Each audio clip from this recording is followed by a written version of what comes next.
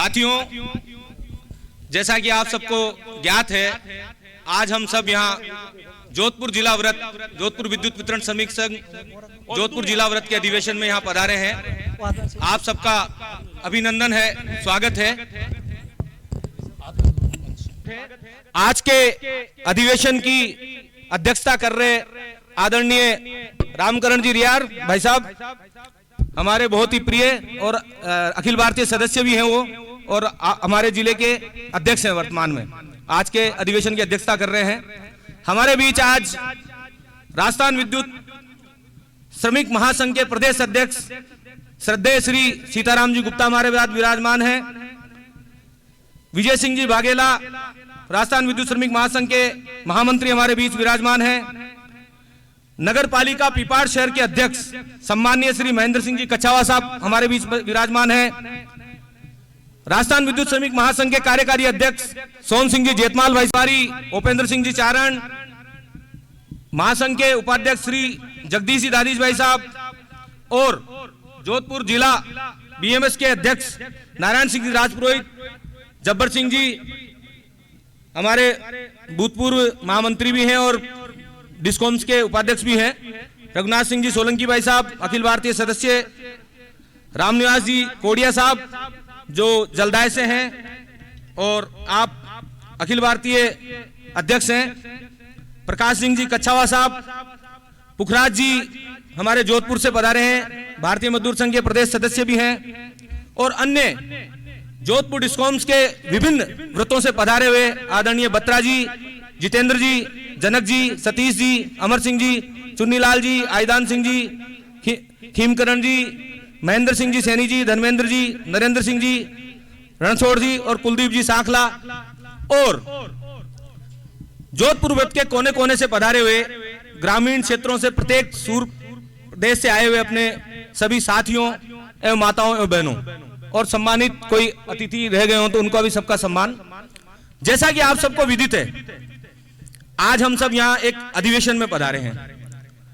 अधिवेशन का एक बहुत ही महत्व होता है और उसी कड़ी में हम सब लोग यहाँ आज पधारे हैं। सर्वप्रथम तो ये जो रामकरण जी भाई साहब, जगदीश जी और करण सिंह जी व उनकी पूरी टीम को मैं इस सफल अधिवेशन के आयोजन के लिए बहुत बहुत बधाई, साधुवाद व धन्यवाद देता हूं कि उन्होंने बहुत ही भव्य आयोजन ये रखा है। इसको देख के ऐसा महसूस नहीं हो रहा कि हम कोई जिला व्रत के अधिवेशन में खड़े हैं, ऐसे लग रहा है कोई निगम या अखिल भारतीय स्तर अधिवेशन में खड़े हुए हैं। और आप लोगों की जो सक्रिय और उत्साहपूर्व भागीदारी है वो भी यही प्रदर्शित कर रही है। इसलिए मैं आप सबको इस गौरवमयी और गरिमामयी अधिवेशन की सफलता की अग्रिम शुभकामनाएं देता हूं और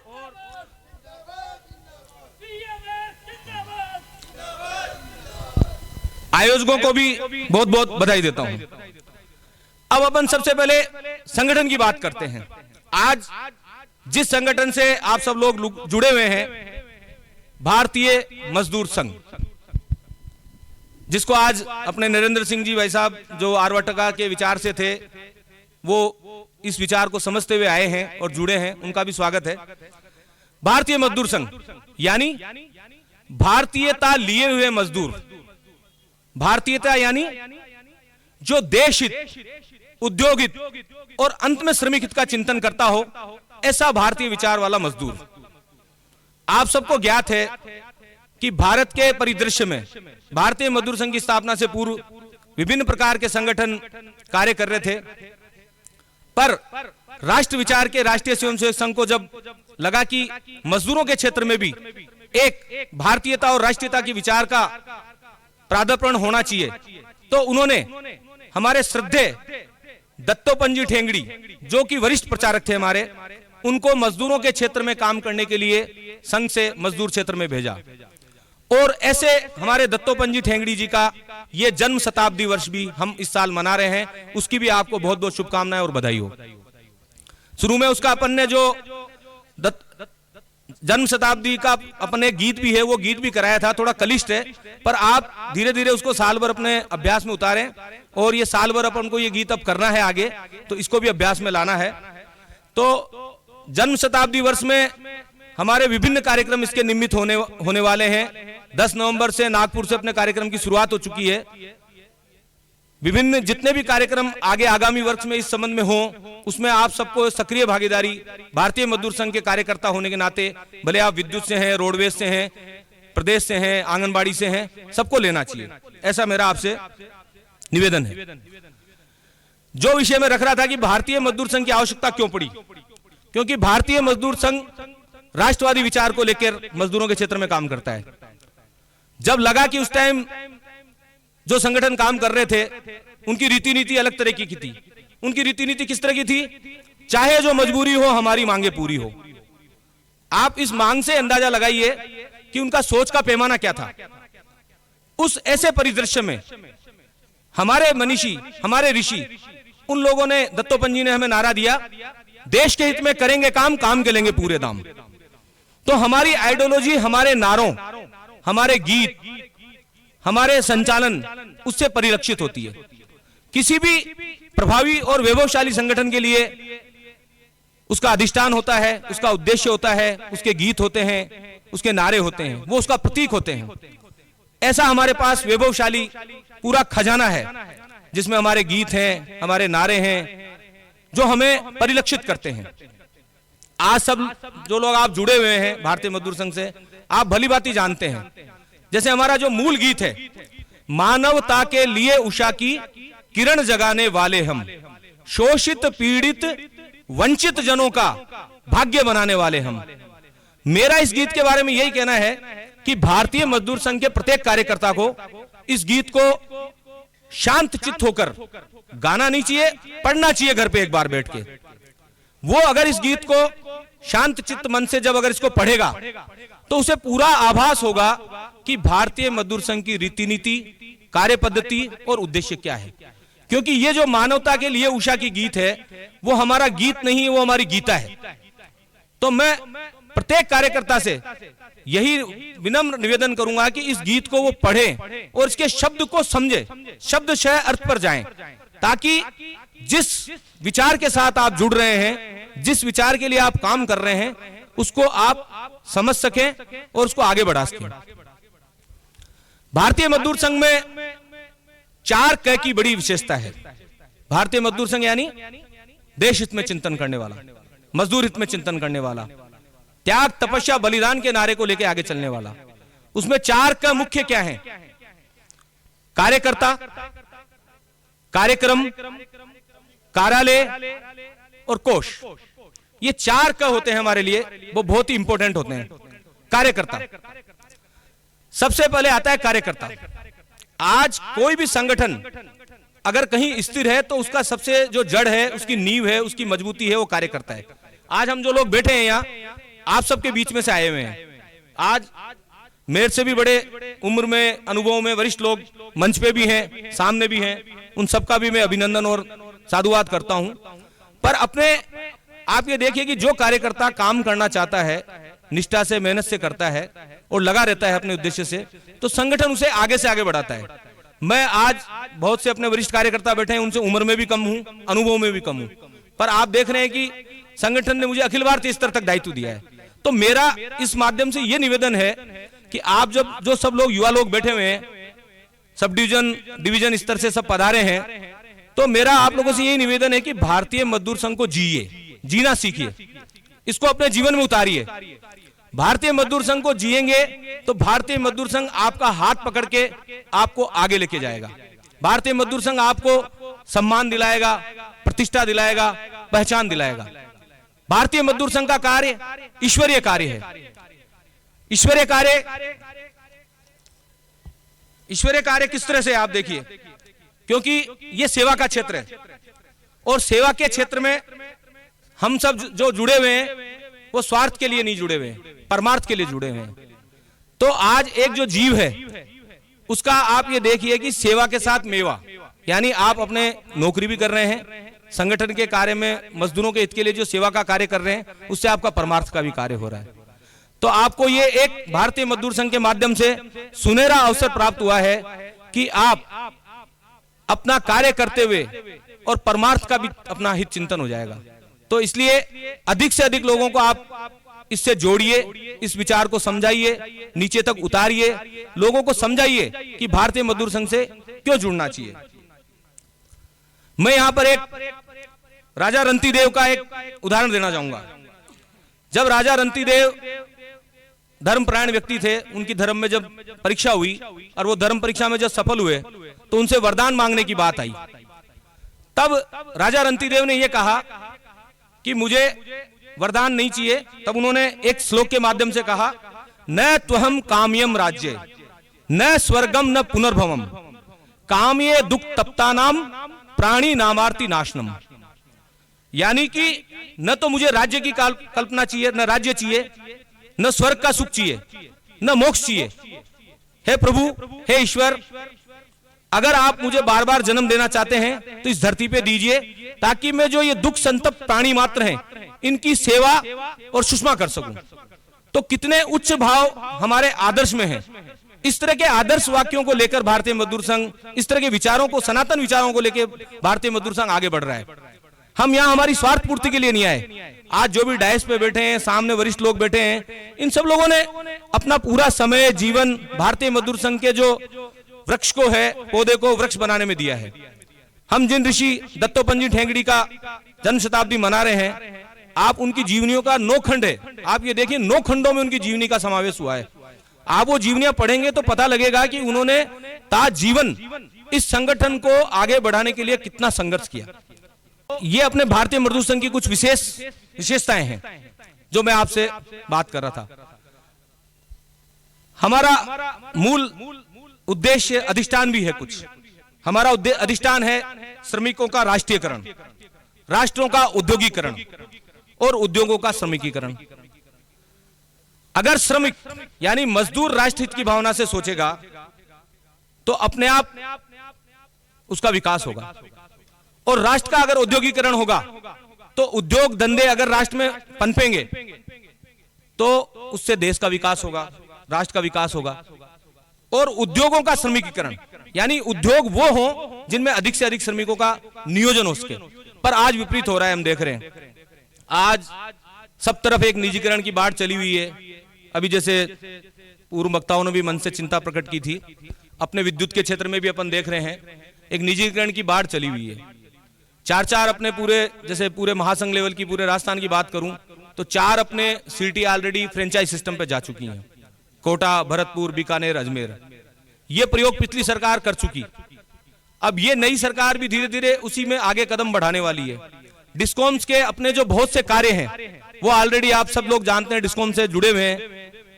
रीडिंग, एफआरटी, फीडर इनोवेशन, जितने भी तकनीकी कार्य हैं धीरे धीरे वो सब निजीकरण की भेंट चढ़ते जा रहे हैं।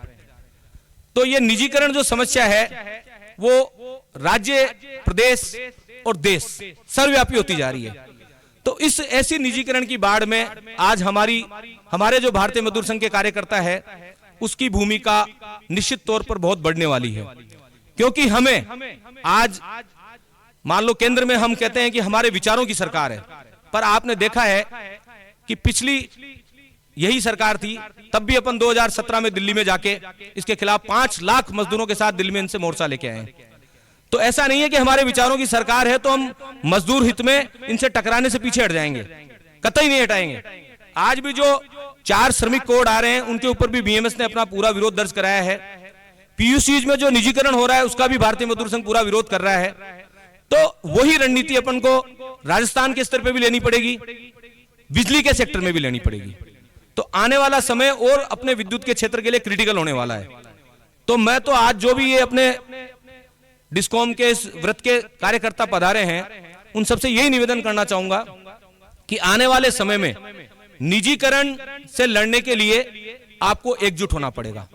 क्योंकि निजीकरण सबसे बड़ी आपकी इस उद्योग की, निगमों की समस्या है। उसके लिए आप इस सक्षम विचार के तले सब लोगों को लाइए, समझाइए कि भाई आप एक सक्षम विचार के साथ जुड़े हुए रहेंगे तो आप निश्चित तौर पे अपना लक्ष्य पा पाएंगे। इसका एक मैं छोटा सा उदाहरण देता हूं। जब बिजली बोर्ड, विद्युत मंडल का विखंडन हुआ 2000 में, 19 जुलाई 2000 को, तब यही राजस्थान विद्युत श्रमिक महासंघ था, उसी के हमारे भूतपूर्व पदाधिकारी गण थे। कांग्रेस की सरकार होते हुए भी राजस्थान विद्युत श्रमिक महासंघ से समझौता हुआ और आज उसका हम परिणाम ये देख रहे हैं कि 19 साल बाद भी हमें 1 तारीख को तनख्वाह मिल रही है। ये आपके इसी भगवा ध्वज का भगवा दुपट्टा जो आपने धारण कर रखा है, इसी के त्याग तपस्या बलिदान का नतीजा है कि आज हम टिके हुए हैं, इस सेक्टर में अपनी उपस्थिति दर्ज कराए हुए हैं। इस उपस्थिति को बनाए रखने के लिए हमें आने वाले समय में निश्चित तौर पर बड़ा संघर्ष करना पड़ेगा, क्योंकि अभी तो प्रदेश में विपरीत विचारों की सरकार है और सरकार कोई सी भी हो, अगर वो मजदूर हित में काम नहीं करेगी तो भारतीय मजदूर संघ हमेशा उसके सामने खड़ा रहा है, खड़ा रहता आया है और खड़ा रहेगा। ये जो कार्य है भारतीय मजदूर संघ का, वो महान कार्य है और स्वामी विवेकानंद जी ने कहा है कि महान कार्य चालाकी से नहीं हो सकते हैं, चालाकी से शीघ्र अतिशीघ्र कुछ छोटा लाभ लेने के लिए आप चालाकी से कोई कार्य कर सकते हो। ऐसा आपने विद्युत के क्षेत्र में भी कुछ संगठनों का देखा है, मैं नाम नहीं लेना चाहूंगा। उन्होंने चालाकी से काम करने की कोशिश करी, केडर को भटकाने की कोशिश करी, उसका नतीजा क्या हुआ? आज तक वो कुछ नहीं दिला पाए, आज तक उन्होंने सिर्फ भ्रमित किया। तो मैं ये आज वहां स्वामी विवेकानंद जी का ये वक्तव्य आपको कोट करना चाह रहा हूं कि चालाकी से सिर्फ तात्कालिक आप फायदा ले सकते हैं, लंबे व दूरगामी व राष्ट्रहित के निर्णय और सफलता के लिए आपको धीरे धीरे स्वार्थ त्याग करके ही काम करना पड़ेगा। उसका प्रत्यक्ष उदाहरण भारतीय मजदूर संघ के विद्युत के क्षेत्र में अन्य संगठन जो अपने सामने भी हुए हैं और उन्होंने आपके सामने देखा कि एक केडर के मोह के नाम पर लोगों को भटकाया थोड़ा, और उनके साथ ठीक है नेचुरल एक केडर का मोह होता है, लोग जुड़े भी। पर मैं आज मंच के माध्यम से यही उन लोगों से पूछना चाहता हूं कि भाई आज तक उन संगठनों ने आपको दिलाया क्या?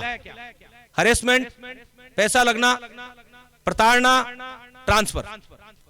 मैं निगम हेडक्वार्टर पे बैठता हूं तो मैं ये देख रहा हूं कि बहुत से जो लोग उन संगठनों से प्रताड़ित हुए, उनको हमारे निगमों की जो डिस्कॉम कार्य समितियां हैं, महासंघ है, वो सब। दूसरी बात कि उसमें हम लोगों को 28 या 24 काम हमारे जिम्मे डाल दिए। इसके लिए जब भी उच्च स्तर पर मीटिंग होती है, महासंघ के नाते, अखिल भारतीय के नाते, आपका प्रतिनिधि होने के नाते, भारतीय मजदूर संघ का कार्यकर्ता होने के नाते, इस बात को हम विश्वास रखिए पुरजोर तरीके से उठाते हैं और हर बार उनको ये कहते हैं कि जो ये 24 काम थे, ये इनकी सुपरविजन और करवाने की सारी जिम्मेदारी अभी तक कनिष्ठ अभियंता यानी जेएन और एएन पे हुआ करती थी। आपने जब सारे कामों की जिम्मेदारी फीडर इंचार्ज पे डाल दी, तो ये जो ऊपर का वर्ग है, अभियंता वर्ग है, उनसे हमें कोई ऐतराज नहीं है, बट फिर वो करेगा क्या? अगर सारा काम ही फीडर इंचार्ज को करना है तो आप उसको फिर ग्रेड दीजिए उसके अनुसार। जब आप उससे अधिक काम लेना चाहते हैं तो जिस स्तर का काम लेना चाहते हैं उस स्तर का उसको वेतन दीजिए। आप फीडर इंचार्ज की पोस्ट बनाइए, उसको इक्विवेलेंट ईएस कीजिए और जेएन की ग्रेड पे दीजिए आप उसको। जब आप कह रहे हो कि पूरा फीडर वो संभालेगा, उसकी मेंटेनेंस उसके जिम्मे है, वहां का फॉल्ट उसके जिम्मे है, उसकी रीडिंग उसके जिम्मे है, जब सारा ही काम उसको करना है तो फिर ये एएन और जेएन क्या सिर्फ वहां मूर्ति के लिए बैठा रखे हैं या बाकी टाइम में सिर्फ एमबी भरेंगे? ये क्या करेंगे फिर? ये प्रशासन से हम सवाल वहां भी कर रहे हैं, आपको भी नीचे करना पड़ेगा। क्या उनका काम सिर्फ एमबी भरना है? तो ये लड़ाई जागरूकता से लड़ी जाएगी, क्योंकि आप समझिए कि हम जिस किसी भी विभाग में काम कर रहे हैं तो प्रशासन कोई भी काम का जो आदेश निकालता है उसका सीधा सीधा अपन ये नहीं कह सकते साहब मैं काम नहीं करूंगा, क्योंकि काम के लिए तो अपन को लगाया गया है। पर काम में जो त्रुटि है, एक तो अपन उसकी टर्म्स एंड कंडीशन समझे, जैसे अपन को 8 घंटे के लिए लगाया गया है तो हम हमारे 8 घंटे का समय निश्चित रखें, रिलीवर आप व्यवस्था कराओ। तो मतलब इस तरह से संगठित होकर इस चीज के लिए लड़ना पड़ेगा। बाकी प्रशासन अपने स्तर पे इस पे बात कर रहा है, और भी जो तकनीकी इसमें कानूनी कोई पहलू होगा तो वो भी उपेंद्र सिंह जी से भी राय लेंगे महासंघ, और उसमें वो भी करेंगे। बाकी प्रशासनिक तौर पे हम लगातार इस मुद्दे को प्रशासन से उठा रहे हैं, लड़ रहे हैं। इसमें निश्चित तौर पे आगे कोई रणनीति महासंघ की अगली कार्य समिति में हम लोग बनाएंगे। मैं मंच के माध्यम से यही आश्वासन दे सकता हूं अभी तो इसके मामले में कि हम निश्चित तौर पर इस पर कोई न कोई रणनीति बनाएंगे, और अगर ये रिजोल्व नहीं हो रहा है तो इसके लिए अपन कोई एक आंदोलनात्मक कदम या कोई जो भी महासंघ तय करेगा वो जरूर हम लोग इसके लिए लेंगे, ऐसा मैं आप लोगों को विश्वास दिला सकता हूं। एक जो मसला अभी आ रहा था अधिमानता के आधार पे, आप सब लोगों को पता है जब संजय मल्होत्रा साहब ऊर्जा सचिव हुआ करते थे तब उसी समझौते में ये 2 चीजें मुख्य थी हमारी, 2400 और अधिमानता वाले। हम इन 2 मुद्दों को मुख्य, 21 सूत्री मांग पत्र निश्चित तौर पे रहता है, पर जब हम डेलीगेशन जब बात करने जाता है तो उसमें से कुछ मुद्दों को प्रायोरिटी देनी पड़ती है, क्योंकि प्रशासन ये कहता है कि साहब 2100 हम कर देने से रहे, आप किन पे चाहते हो उन पे प्रेशर, तो जिनसे मास को लोग जुड़े हुए रहते हैं उस पे थोड़ा फोकस ज्यादा करना पड़ता है।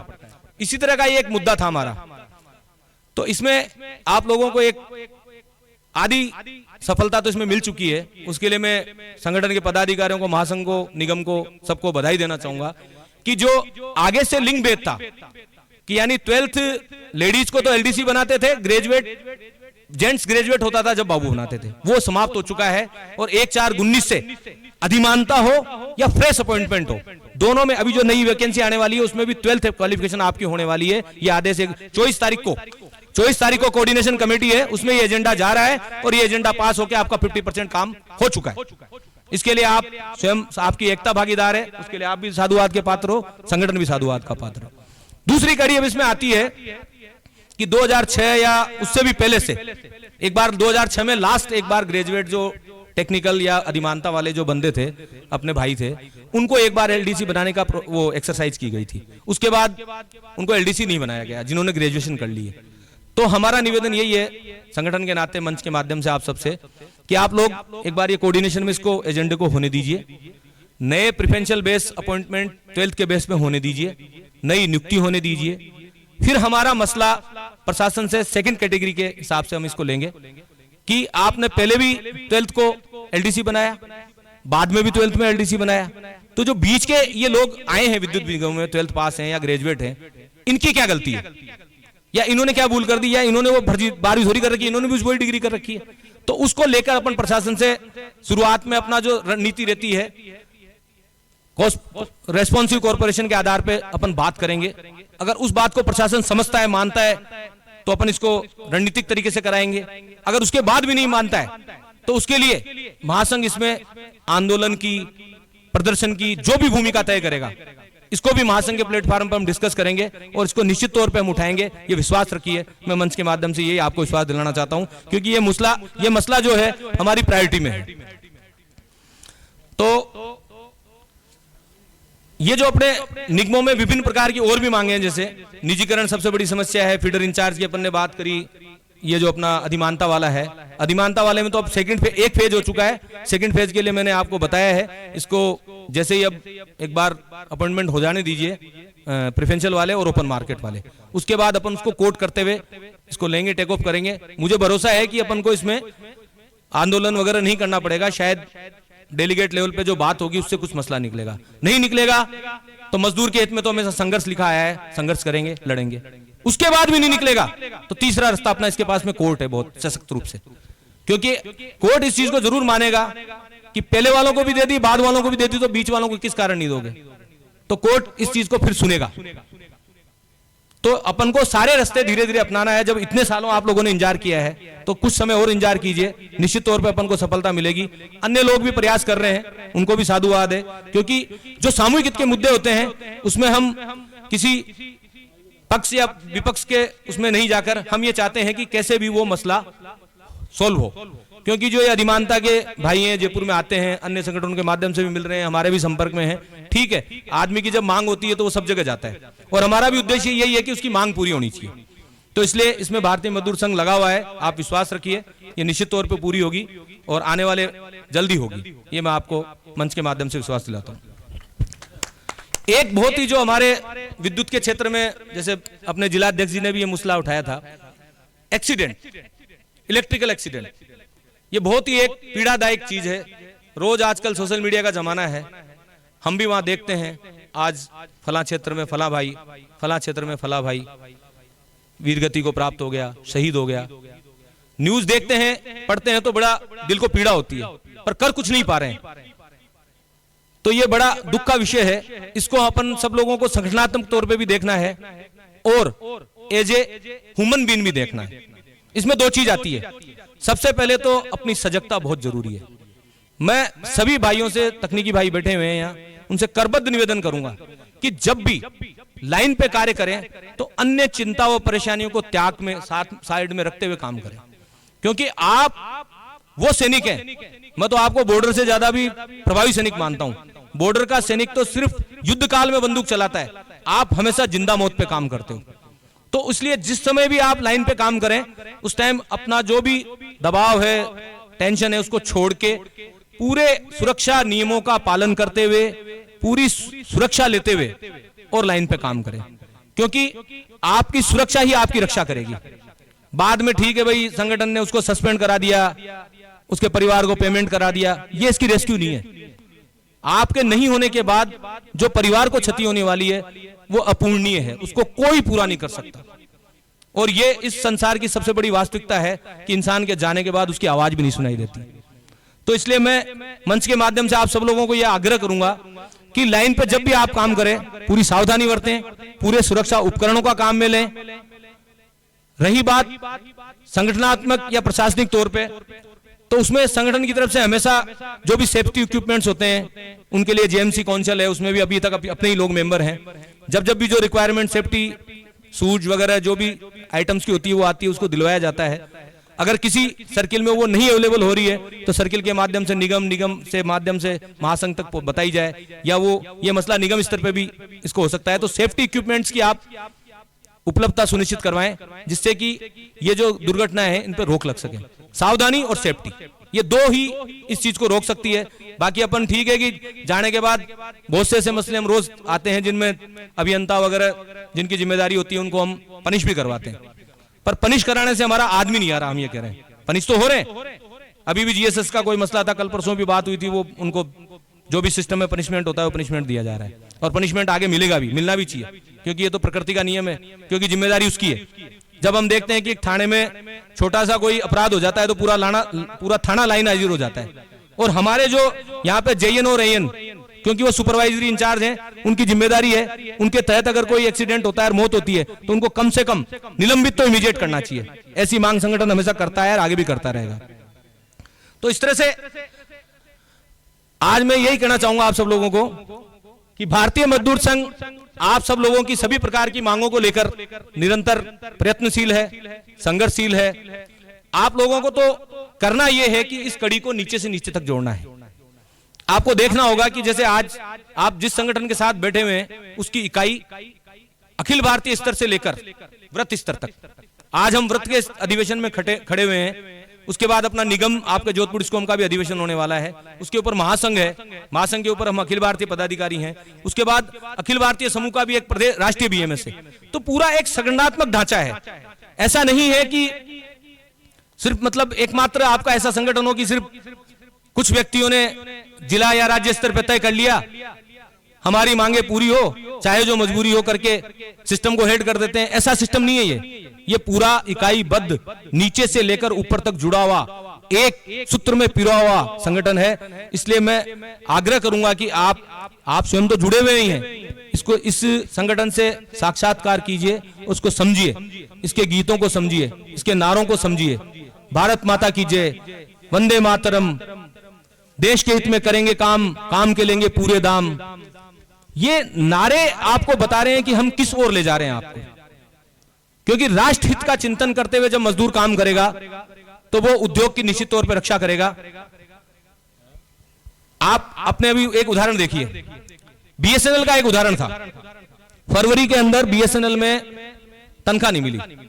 अब जो ये निजीकरण आ रहा है उसमें मैं, क्योंकि भारतीय मजदूर संघ सिर्फ एक तरफा बात नहीं करता, सिर्फ मैनेजमेंट की जिम्मेदारी नहीं है, हमारी भी जिम्मेदारी इस विभाग को चलाने की।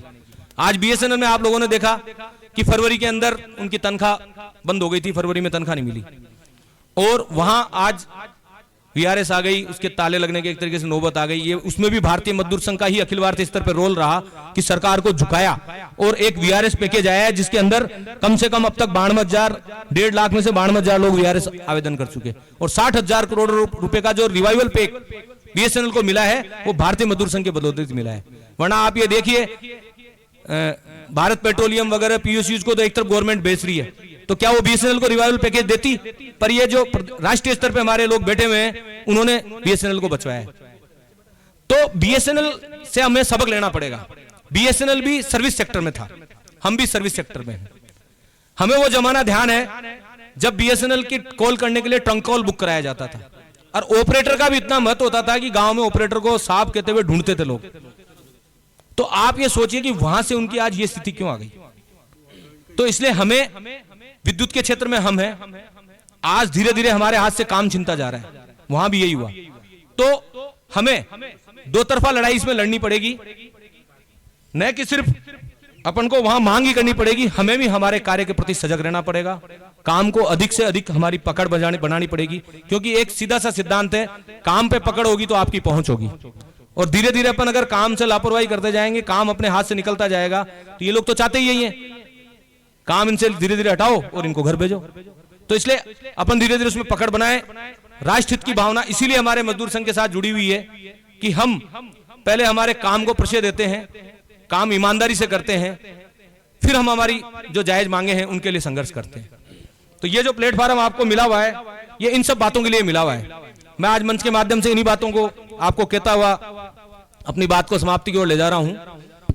आप ये मान के चलिए कि भारतीय मजदूर संघ के इस भगवा ध्वज के तले आप लोगों के सर्वाधिकार सुरक्षित हैं। जब भी कोई समस्या आती है, उसके लिए भारतीय मजदूर संघ पूरा प्रयास करता है, करता आ रहा है, करता रहेगा। इस ध्वज और इस विचार के तले जो लोग रहेंगे, उनका संरक्षण हम सब आपस में मिलकर करेंगे। यहां कोई व्यक्ति एक दूसरे का संरक्षण नहीं कर रहा, यहां विचार एक दूसरे का संरक्षण कर रहा है। क्योंकि व्यक्ति का पोषण कभी न कभी खत्म हो सकता है, विचार का पोषण चिरंजीवी है, सनातन है, चलता रहेगा।